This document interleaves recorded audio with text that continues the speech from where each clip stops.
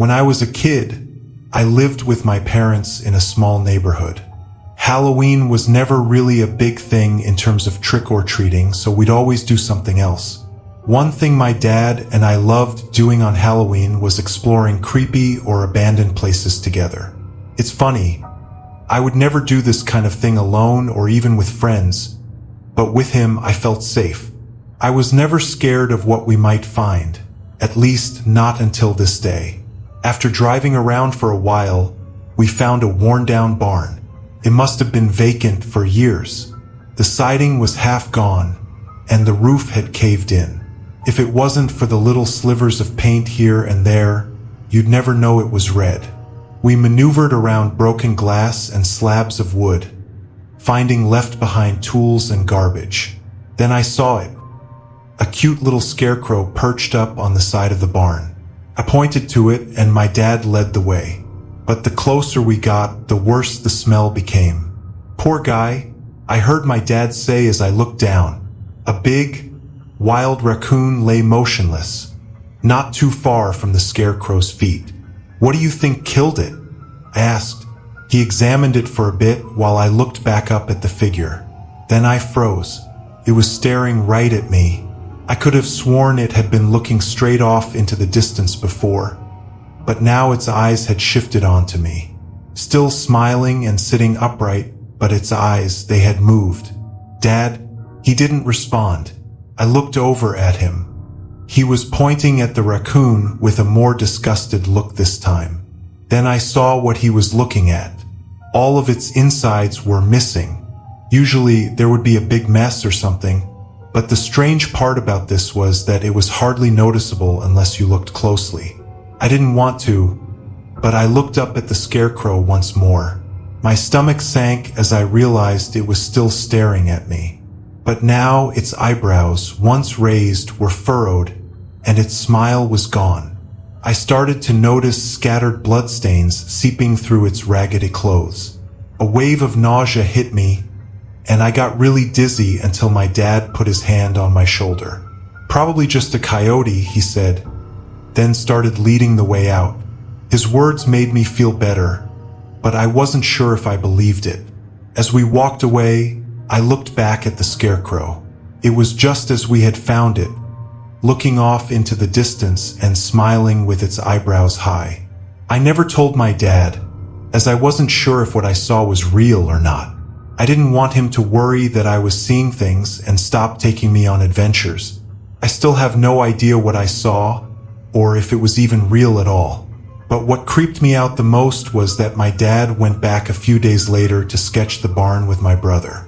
When he came back, he showed me the pictures, but in them there was no scarecrow.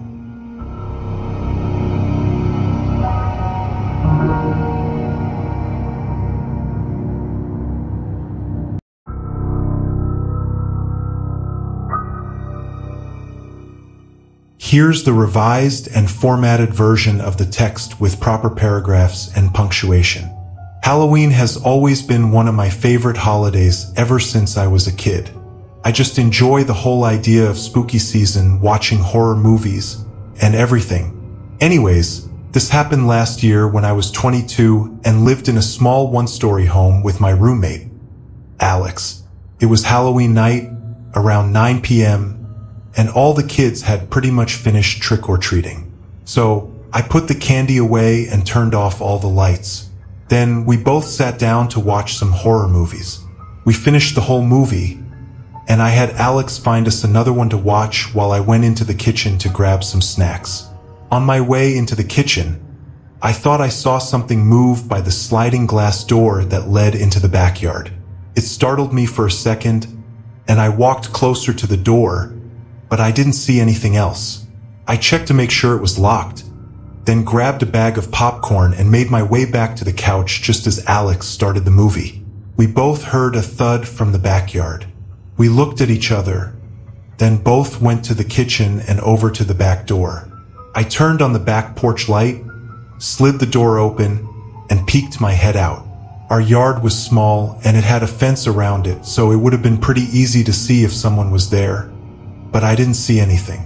We both just assumed it must have been a neighbor, so I closed the door and we continued the movie. At some point midway through, Alex got up to grab some water.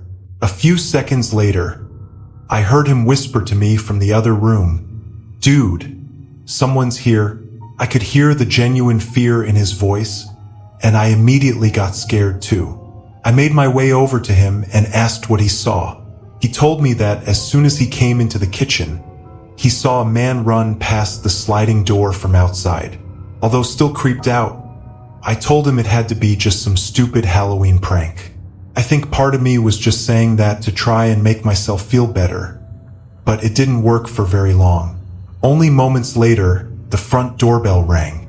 I led the way, and Alex followed behind me as I walked over to the door and looked out the peephole. I saw a man in a white mask and dark clothing standing on the porch.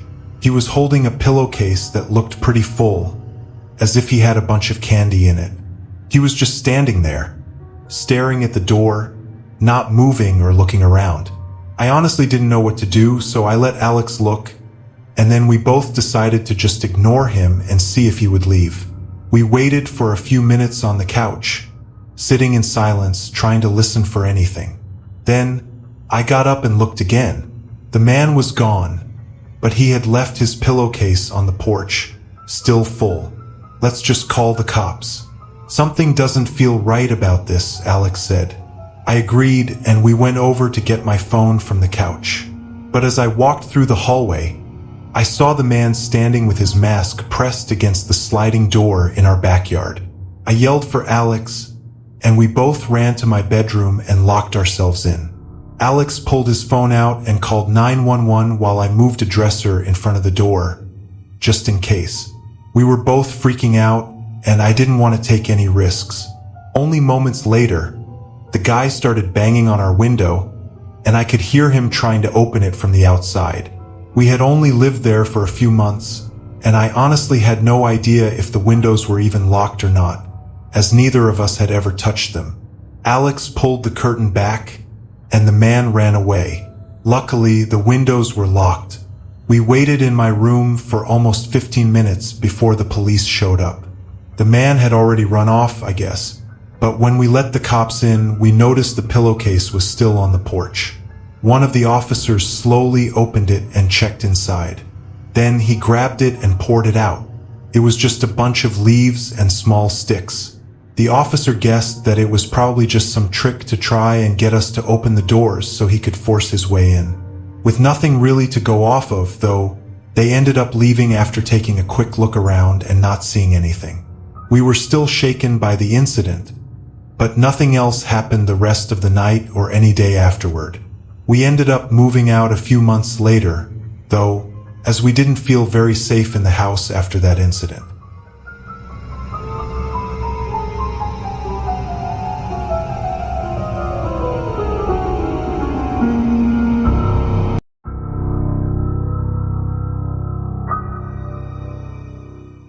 A few years ago, when we were 13 to 14 years old, this was our second year going trick-or-treating without any of our parents, so we were pretty excited to run around the neighborhood, collecting candy and just having a good time.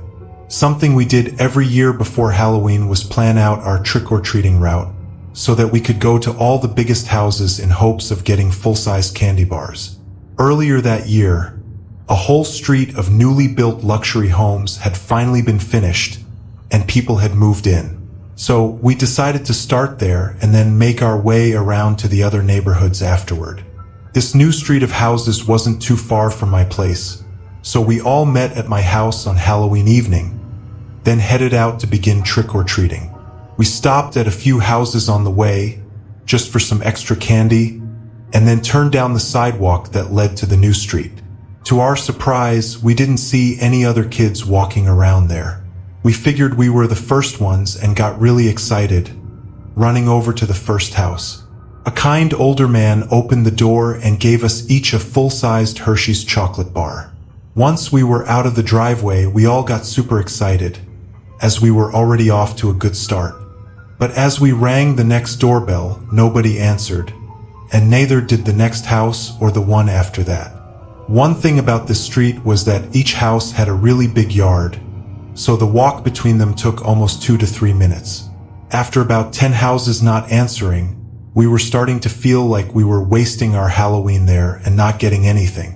We could see the next house, though, and it was the biggest one on the street as far as we could tell, so we agreed to try there first. This house had a really long driveway that led to an even larger circular driveway. As we were walking up, I saw a woman looking at us from the small window right next to the door, but as soon as I made eye contact with her, she quickly backed away.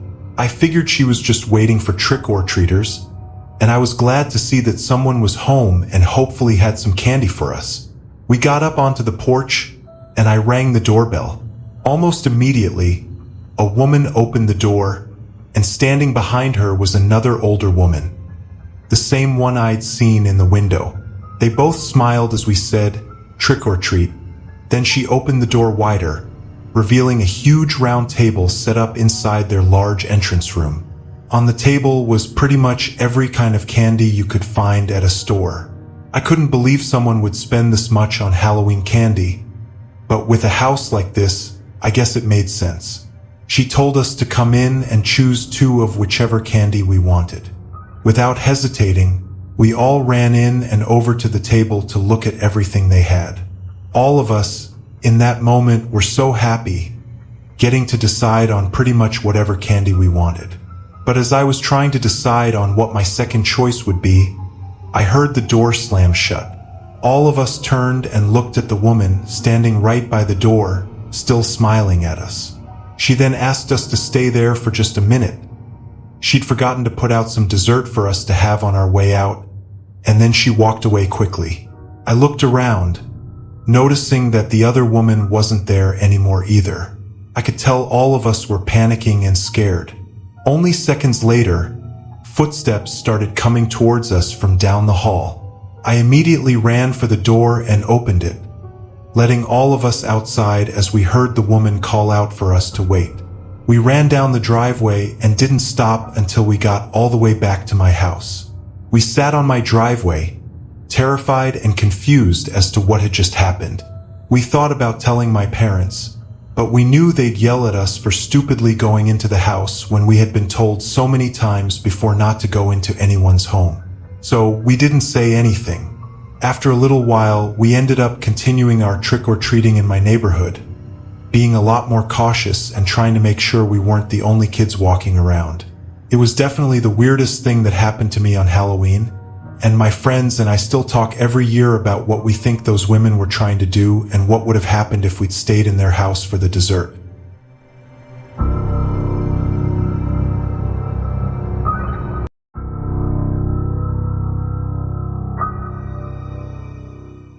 My friend Derek and I were both thrill seekers, and Halloween was the perfect excuse for us to go out and do something scary. We were both 18 at the time, and Halloween was in just a few days. Derek suggested that we go to an abandoned restaurant located just a few miles away. I'll admit it wasn't one of those old, worn-down places, at least not from the outside. It was just a regular restaurant that had shut down 3 or 4 years ago, and the property was never bought, so it gathered garbage and had some broken windows and stuff like that. Anyways, on Halloween night, we packed a small drawstring bag with some flashlights and drove over to the restaurant. We parked on the side of the street a couple of buildings away and walked towards the front of the place. It definitely looked a lot creepier at night, and I could feel myself starting to get a little nervous as we approached the door. We noticed a small bike leaning up against the front window. I kind of expected other groups of people to come here for the scary experience on Halloween, but I thought it was weird that there was only one bike. Derek tried opening the front door, but of course, it was locked. So we made our way around the right side of the restaurant and found a small open side door. We slowly walked in and found ourselves in the kitchen.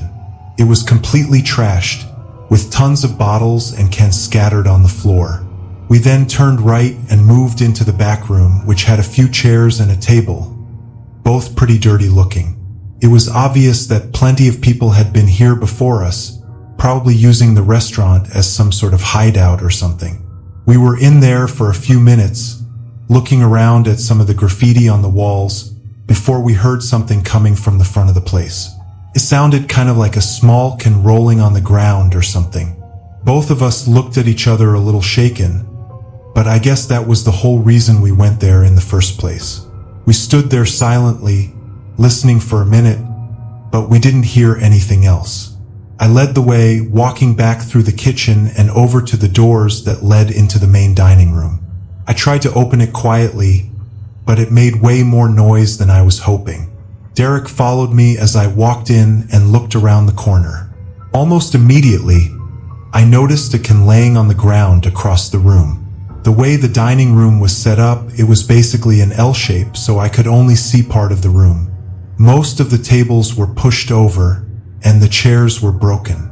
I was really shocked to see the place like this, as I had always thought it looked like just some regular unsold vacant building from the outside.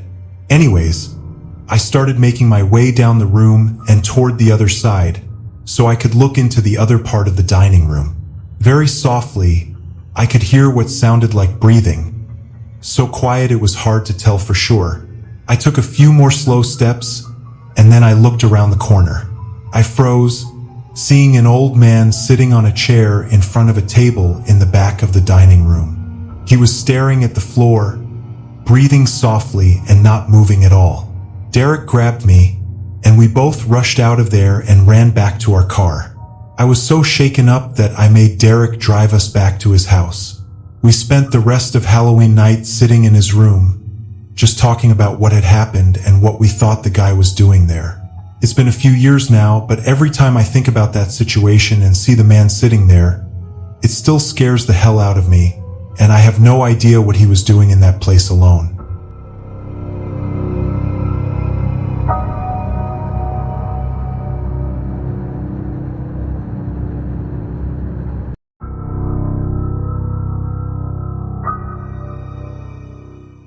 Every year, my town has a Halloween fair that opens up during the last week of October.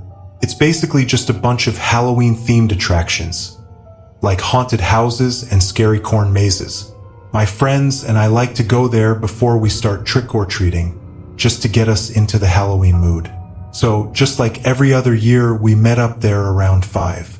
It was pretty busy, which is expected on Halloween, but basically every attraction had a really long line that was not worth waiting in. We looked around for a bit, then realized that the only thing with a short line was the corn maze. Something always made me feel weird about being in a corn maze. I think it was the fact that you kind of always feel lost and lose a sense of direction after a while. Anyways, we waited in line for a few minutes, then entered the maze. They had a bunch of creepy scarecrows and other props set up, which definitely made it more enjoyable than a regular corn maze. But after about 10 minutes, it got a little boring, and it felt as though we were just walking in circles. At one point, we crossed paths with some older guy in a scarecrow costume who just kind of walked past us without saying anything. A few minutes later, we crossed paths again. I thought it was part of the attraction at first, but I also thought it was weird that he didn't actually try to scare us. Then again, it would also be weird for a grown man to be walking around alone in a corn maze too. Another 10 minutes went by before we finally found our way out. We checked one more time to see how long the other lines were, but we ended up just leaving, as we didn't want to miss out on trick-or-treating for standing in a line all night. The fair was in the center of my neighborhood, so it made it easy to just cross a couple of streets and then start going house to house for candy. We'd gone to probably 20 houses and had made our way down a whole street before one of my friends in the group stopped us as we were walking down the sidewalk. We looked up towards where he was looking, and sure enough, the man in the scarecrow costume was standing on the other side of the street from us. He wasn't looking at us, though. He was staring at the house next to him. We all thought it was pretty weird and knew now that the guy was definitely not working for the fair. We skipped the next few houses to get some distance from the man just in case. Then we continued our trick-or-treating as usual. Only a couple of minutes later, we all saw the creepy scarecrow guy on the same side of the road as us, walking towards us. This time, he was only a few houses down from us, and by now, we definitely knew that there was something wrong with this guy. We walked quickly down to the next intersection and turned left.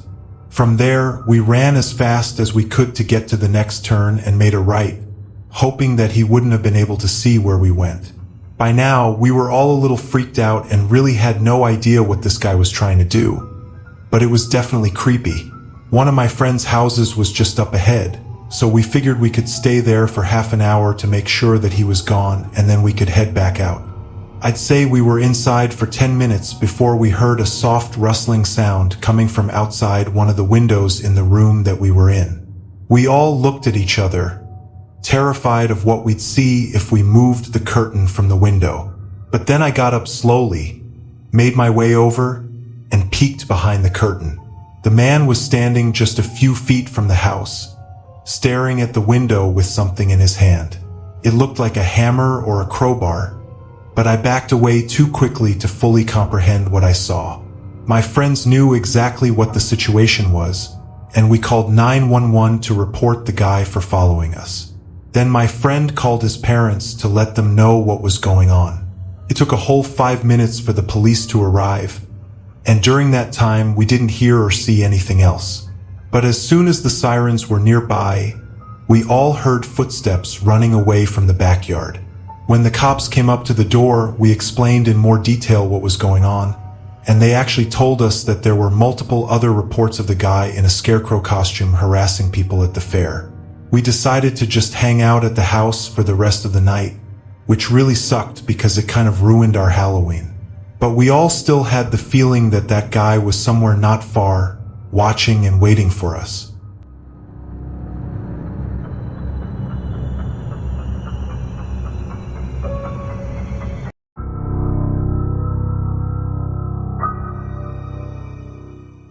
Here's the revised version of your text with proper paragraphing and punctuation. Last year was the first time that I'd ever lived completely alone in a house, as I had just rented a small place in a new neighborhood that was closer to my work. I moved in early October, but it seemed like most of the neighbors kept to themselves, so I did as well. Everything was pretty normal anyway, for the first few weeks. It was Halloween now, and I noticed only a couple of houses actually had decorations up. They didn't have anything crazy, just a few pumpkins or signs, but it was more than any of the other houses. I decided to put up a small trick-or-treat sign on my door, and I bought a small bag of candies to hand out. Where I used to live, I'd buy 3 or 4 big bags, but I didn't get the feeling that these people really celebrated Halloween here, so I figured 1 bag would be enough. The afternoon came and I got a few small groups of kids, but that was pretty much it. I was a little disappointed, as I always found Halloween to be enjoyable, even if I was just the one handing out treats at my house.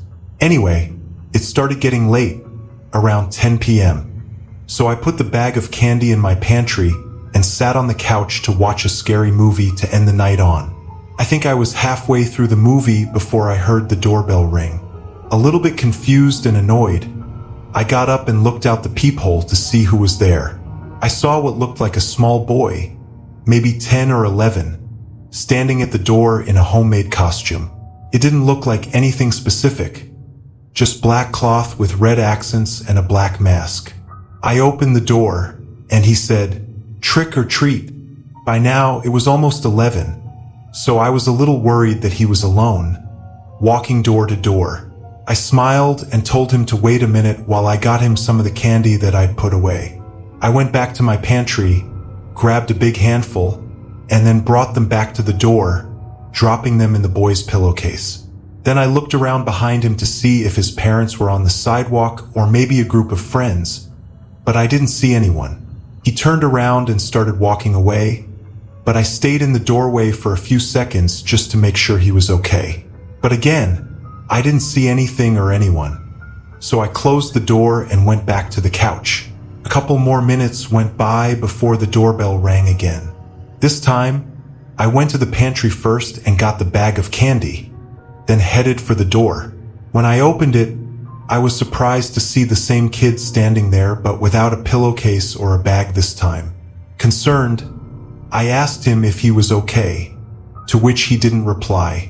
I looked around behind him again, but this time I noticed someone standing in my neighbor's driveway across the street, watching us. It looked like a full-grown man, but he was wearing a similar costume to the kids.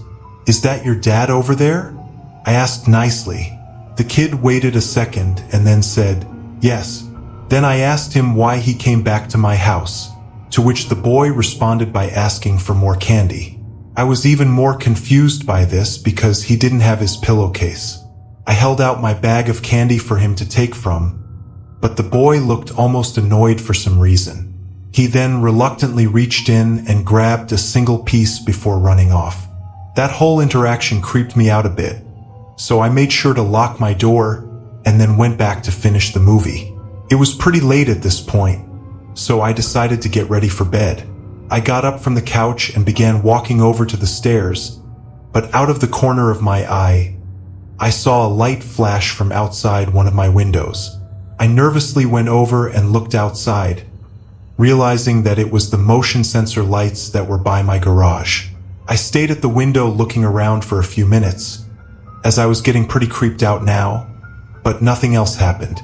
So, I closed the blinds and headed upstairs to my bedroom. I lay in bed for probably 30 minutes, thinking about that boy from earlier and how strange the whole thing was. But as I started to drift into sleep, I heard a soft ruffling noise followed by loud thumping bangs on my front door. I shot up and jumped out of bed, then quietly made my way downstairs and over to the front door.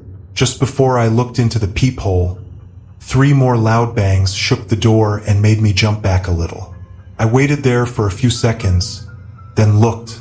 It was the man that I'd seen across the street from earlier, the one the kid had said was his dad. He was standing there, just inches away from the door, still wearing that creepy black and red costume and a mask. I could tell something was in his hand, but he was too close to the door for me to see what it was. There was no way I was opening that door, as I had no idea what this guy could possibly want from me. I knew this was either some sick joke or something much worse. I ran back upstairs, grabbed my phone, then locked myself in the room and called 911. The man continued banging on the door for probably a whole minute before it went silent. I waited in fear, hoping he had left for good. Then I got up and looked out of my bedroom window, which had a small view of the sidewalk that led to the front door. But as I was looking, the sudden sound of glass shattering came from what sounded like the kitchen downstairs. I was completely terrified at this point, with no way to defend myself if they came upstairs. Thankfully, just moments later, I could hear police sirens down the road, followed by footsteps rushing outside from downstairs.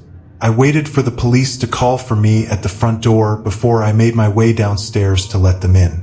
They searched the house to make sure the man was gone and noticed a broken window in my kitchen where it was obvious the man had entered. I ended up staying at a hotel for the next few days just to be safe, but I guess the guy never came back. I run through the whole night in my head a lot, wondering if he was just using his kid as some weird way to gain entry into my house. I don't really know for sure, but nothing was stolen, which makes me question what the man was really trying to do by breaking into my house. Anyways, it's been almost a year now, and Halloween is in just a couple of weeks. I'm starting to get pretty paranoid that the man from last year might come back to finish what he started.